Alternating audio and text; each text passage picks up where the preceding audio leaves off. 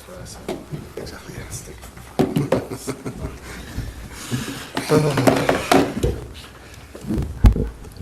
Afternoon, everyone. We've got Caoimhin Kelleher first, followed by Arne Slot. As you can see, we've got Roberto's going to interpret for us. It'll be simultaneous. If you do want to ask a question, please put your hand up. There's a roving mic which we'll get to you if possible. Vinny? Caoimhin, how do you sum up the mindset and the kind of atmosphere in the group at the moment, particularly after the weekend, and your own confidence as well, given that big save that you made just before half-time? Yeah, I think obviously, like you say, the group's obviously in a good place at the moment.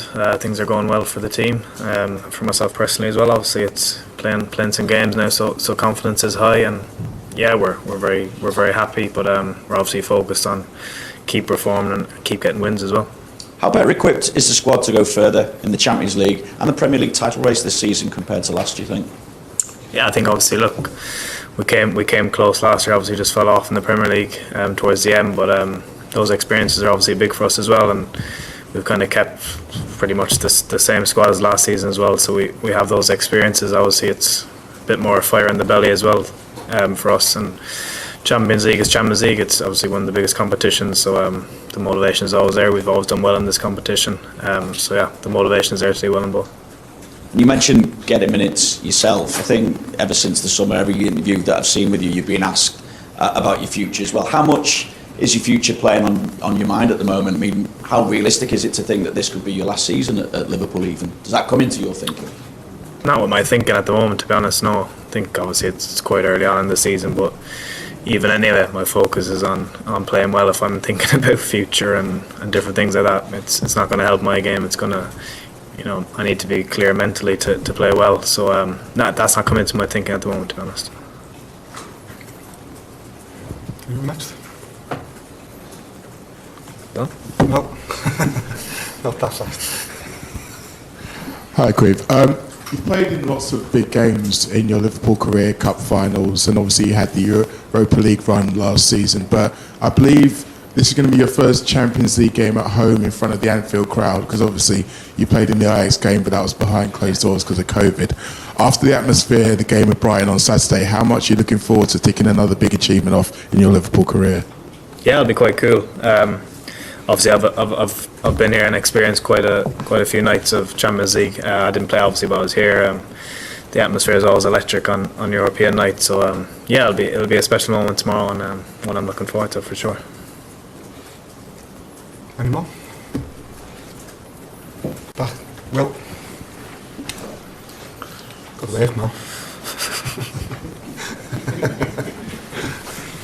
Actually, just wondering what it's like working with a new goalkeeping coach. Obviously, John Achtenberger leaving in the summer and Fabian coming in. What's he been like? And he had sort of new methods. I believe he's. Yeah, no, he's been really good. I'm loving working with him, to be honest. He really works hard and puts a lot of work into us and trying to improve us individually. And he's a really great guy. He's really into his details and stuff. And yeah, he's very good, and I'm really enjoying working with him. I don't know about your age. Are you older? Do you remember Xavi when he was a Liverpool player? And any memories as a youngster? Yeah, watching of course. him? Obviously, I remember watching him.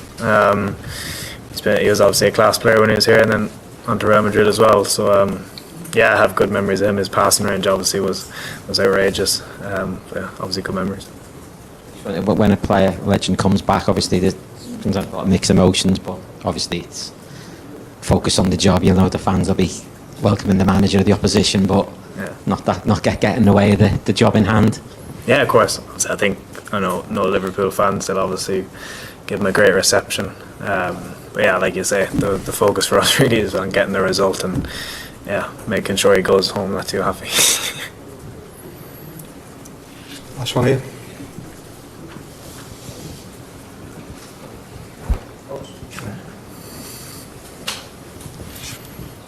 Caoimhin, how are the players finding the new format of Champions League? We used to have the group stage, now we've had this massive group stage. How are they finding it compared to what they played in before? Yeah, I think it's obviously it's a bit different. I myself personally quite like it. It's obviously playing different teams each occasion is kind of cool, and you're going away to different stadiums as well, which is nice. but yeah, it's good. It's obviously harder to probably prepare for games because when previously you'd play against them once, then you'd know how to play against them. But yeah, it's a good experience and obviously cool to play a bit more teams as well. Thank you.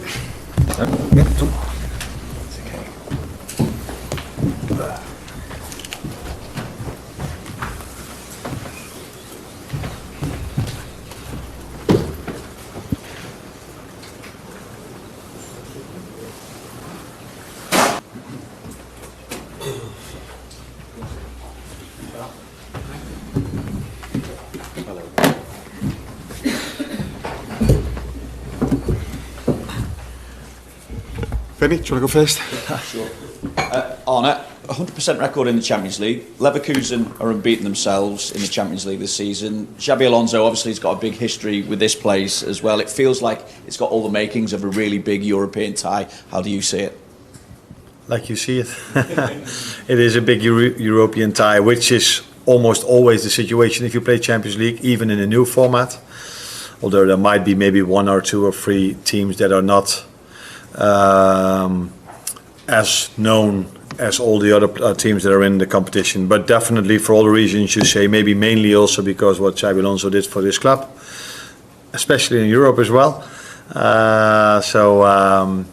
But maybe more because of how he manages Leverkusen, how strong they are as domestically, as in Europe. Last season they were incredible, of course. This season, in my opinion, they are still the same, just as good, but a bit more unlucky when it comes to results. So a game to look forward to for many people who love this game. Obviously we were worried when we saw Konate go off at the weekend, but he trained today. How is he, and is he likely to play?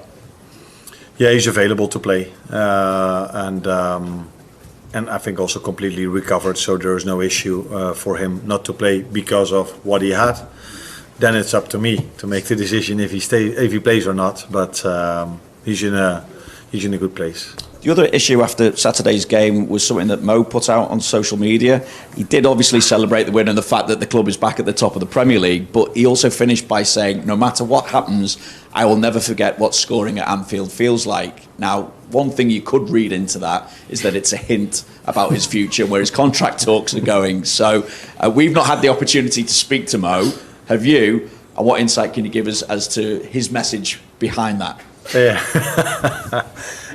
So that was a long question.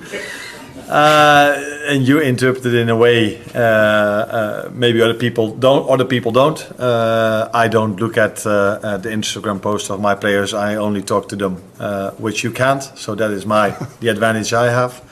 As long as Tony keeps hiding them, and then you can't talk to them. Mo is in a very good place at the moment. As long as he's been here at Liverpool, he's been in a very good place. But this season again as well. So I'm hoping he can post. If it was a post, you said? It was a post. Okay. I'm hoping that he will post one after tomorrow and on Saturday again.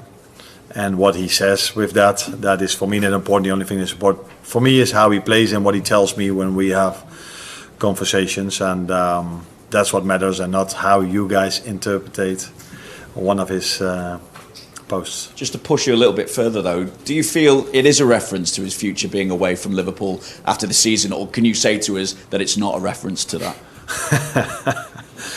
Then I should have spoken to him about what he said, if that was a reference or yes or no. But I haven't spoken about him. We've spoken about Leverkusen because that team deserves all of our attention for the quality they have.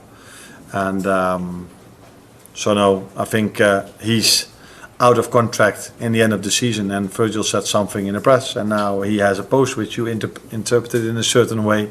This will probably continue for as long as their future is not clear yet. But in the meantime, let's hope that they bring in performances like Mo had and Virgil had as well during the weekend. Anyone next? Oh. He gets some help. We know Leverkusen are an outstanding team in possession, and this has led to some teams this season, like Leipzig, playing more man for man out of possession against them, a lot like Atalanta did in last season's Europa League final, very successfully. How important will your out of position play be tomorrow? Very important, because football is played in two moments. It's either you have the ball or you don't. And if you play against strong teams, which Leverkusen is one of them, Liverpool as well also though, you need to be good in both sides. Unfortunately, we were poor in the first half on both ends. We were poor with the ball, we were not as good with the ball, and we were quite poor without the ball against Brighton, which is a team that can play out from the back really good as well. So that shows us that we need a performance like the second half, because Leverkusen, in my opinion, before we play them, is at least equal to Brighton when they have the ball. So we need a much better performance than the first half, and we need an equal performance like the second half. Hi, Arne. My question kind of follows on from that, actually. You mentioned post-match that you wanted Liverpool to start with the same intensity in the first half that they did in the second and get the crowd energised. But we've noticed in recent games that some teams have maybe taken advantage of the more aggressive press, like leaving players out wide in between the wide forwards and the full-backs to utilise the space. How important is it to strike a balance between maybe what the crowd want and then maybe what the opposition don't want, particularly in a team like Leverkusen, who have such great wing-backs like Ronaldo and Frimpong? Yeah, but they have more than only great wing-backs. They have 11 very good players on the pitch.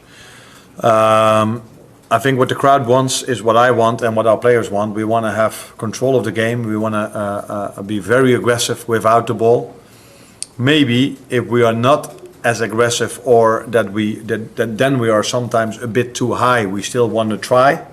But if you're just too late or a fraction too late, or you open a certain lane, then they can play through you.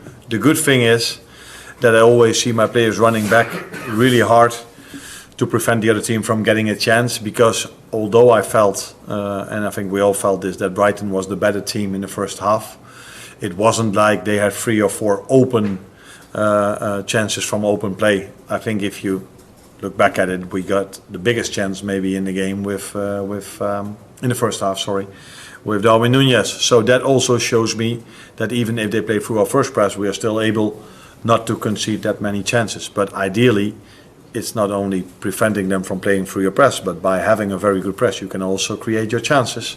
It's probably something you know really well here at Liverpool.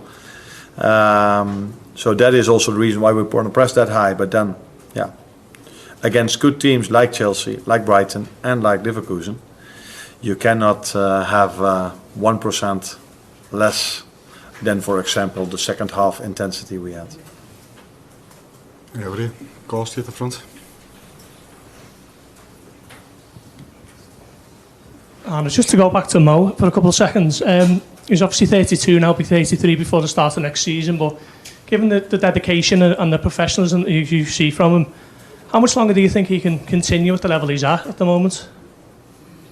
There's no reason at the moment to think that he is dropping in terms of level. That's not what you look at his numbers, and that's also not what you see when you see him play.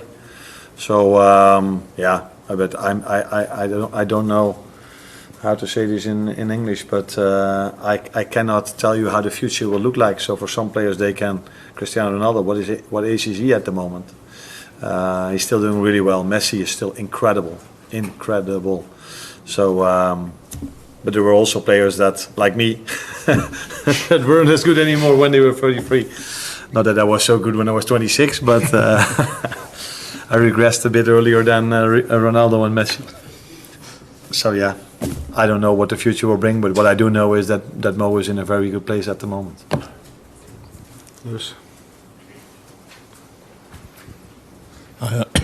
Hi, Arne. Talked about Xabi Alonso before. As a coach yourself, what is it that makes him so special as a manager? That's difficult to say if you don't work with him on a daily basis, that he is special. That's clear. If you go to a club that was bottom of the league, and with the same players you bring them all the way up, and without spending that much money in that summer, only bringing 1 or 2 very good players, and he had a season that I think they only lost the final of the Europa League. So it tells you that he's special. What it is that makes him special is for me difficult to say, because I haven't faced him yet and I haven't worked with him. But what might be the situation is that he's worked with very good managers in the past. He was a player with an incredible insight in the game. He knew when to be where, and he played at the highest levels. So he also probably knows and understands how these players feel in certain moments. So that probably all contributes to why he is such a good manager. But what makes him exactly so special? The best way to find that out is talk to the players he worked with, and I haven't done that yet. Any more? Last one over here.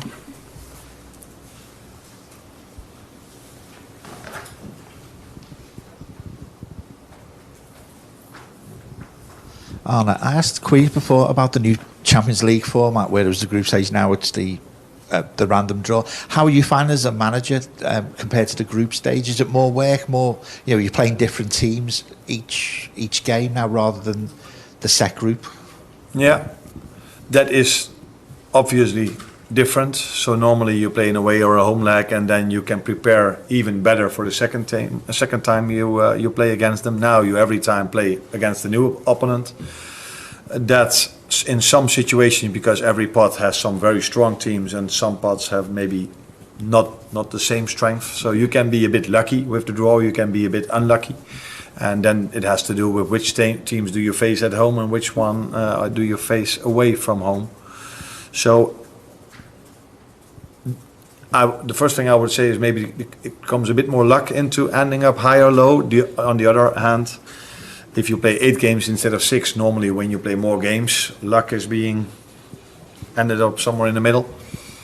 And what I always said till now, ask me after 8 games or after this season, it's a better way to judge this format than at the moment. The only thing I like as a person that loves football is that on every evening I can switch to a game that is really a nice one to watch. But that's not where I'm here for at the moment. But on Wednesday evening I will definitely find a game that I'm looking forward to. And hopefully the people look forward to Liverpool, Leverkusen tomorrow. And we don't let them down. Well done. Thank you. Yes.